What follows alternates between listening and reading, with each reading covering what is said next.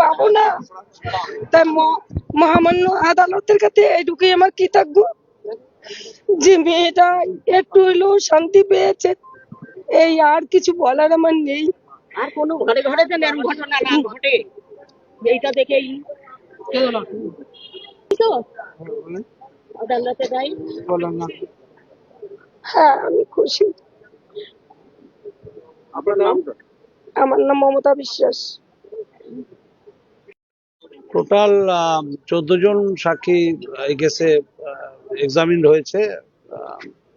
সাজা ঘোষণা করলো সিম্পল লাইফ ইমপ্রিজনমেন্ট, যাবজ্জীবন কারাদণ্ড 4 জনেরই 302 এবং 34 ধারা মতে।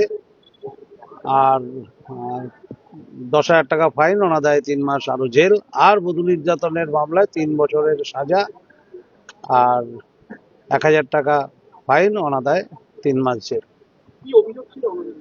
অভিযোগ ছিল যে 8/4/2022-এ কমপ্লেনেন্ট বাদী অভিযোগ করে বনগাঁ থানায় যে এরকম তার মেয়েকে প্রচণ্ডভাবে মারধর করেছে এবং অত্যাচার করেছে।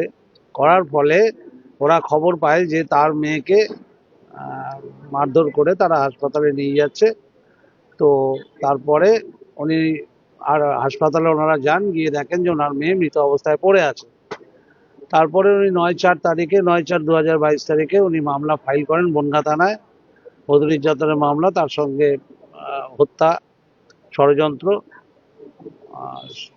সেই অভিযোগে একই পরিবার 4 জনকে সাজা, বাবা, 2 ভাই, মা। লাইফ ইমপ্রিজনমেন্ট মানে হচ্ছে আমৃত্যু কারাদণ্ড। Sandip Bhattacharya, additional district public prosecutor, Barasat. Kallol Das.